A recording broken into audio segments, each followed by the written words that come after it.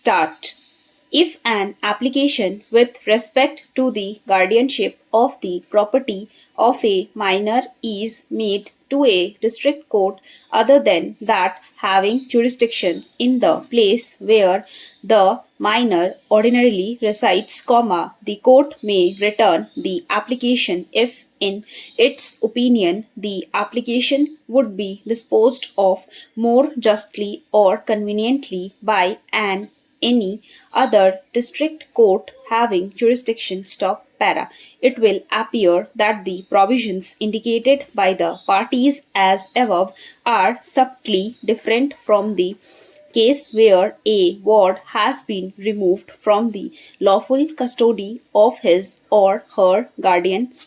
I believe that the parties have been crying themselves hoarse on the altar of section 45b2 simply because the language of the said subsection indicates that the district court which would have jurisdiction in any matter relating to the person of the ward would be the district court having jurisdiction over the place where the ward for the time being ordinarily resides. I can see where and how this would appeal to the respondent oblique mother, since it is an admitted position that the mother had removed the child from the custody of husband father, who admittedly is the natural guardian, way back on July 12, 2010, and has not returned the minor child daughter to the husband's custody from where the minor had been removed. This has become all the more important since the place where the parents and the ward ordinarily resided together was at a place which was within the jurisdiction of the learned district judge at Hooghly in Chinchura, and not the court of the learned district judge at 24 Parganas North, who has jurisdiction over the place to which the minor had been removed. However, the emphasis that the mother respondent has placed on the ward's district court having jurisdiction in the place where the ward for the time being ordinarily resides is a double-edged dagger. This is because something more than mere fortuitous stay or spending of a few nights is required to transform a halt for a night or a few nights into a place where the ward ordinarily resides. Staying in a hotel room does not make the person who resides at such place suddenly harbor an intention of permanent residence.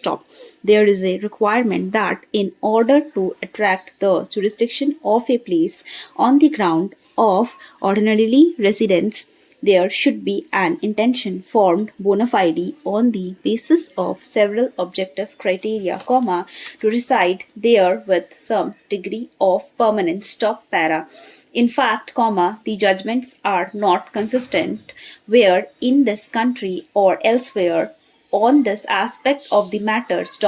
While the test of permanent intention to reside has not always been the case in India, the courts have not even assigned a unique or unchanging meaning to the words ordinarily resident. The cases of Ruchi Maju versus Sanjeev Maju reported in 2011 6 Supreme Court cases 479 inter alia at paragraph 60, as also the judgment reported in the case of Jagdish Chandragupta versus Dr. Kumari Vimla Gupta reported in AIR 2003 Allahabad 317 inter alia at paragraph 19, 20 and 21 would clearly indicates one ordinarily resides has to be something more than temporary residence, the place where the minor generally resides and would be expected to reside but for special circumstances. 3 is not a place which the person residing as a permanent resident has left for good with no intention to come back but has started living in some other place. 4 in addition for a minor, comma, actual resident at or about the time of filing of the application cannot be itself be a reason to determine the ordinary place of residence. Para very obvious, comma, this last criterion has been formulated knowing very well that a minor has very little control over his or her life, comma, and usually the wishes of a minor and its welfare, comma, though given such importance by a court of law, comma, are ignored by whatsoever has actual physical custody and control of the minor ward, to the extent that where a particular minor or ward is actually residing is not even important, where the allegation against one of the parents is that he or she has removed the ward from the custody of a lawful guardian. Stop. This is only natural since one person can be allowed to benefit from his or her own fault. Stop. If a person could be allowed to benefit from removing the person or a minor ward from a jurisdiction to another to force the lawful guardian to chase the wrongdoing parent or person from one jurisdiction to another, comma, this would have been the result. Stop. This is fact, comma, appears to be the only rationale behind the rule that actual physical residence is not the criterion through which jurisdiction is attracted in a case which is framed under section 25 of the Guardians and Wards Act, 1890, and provided that the order sought by the guardian is for the benefit of the minor and for its paramount welfare. Stop. Para. Therefore, the learned counsel for the mother has tried to find out the residence for the time being of the minor to attract the jurisdiction of the particular learned district court within whose jurisdiction either the minor had been living residing prior to his removal on and from July 2010 bracket according to Mr.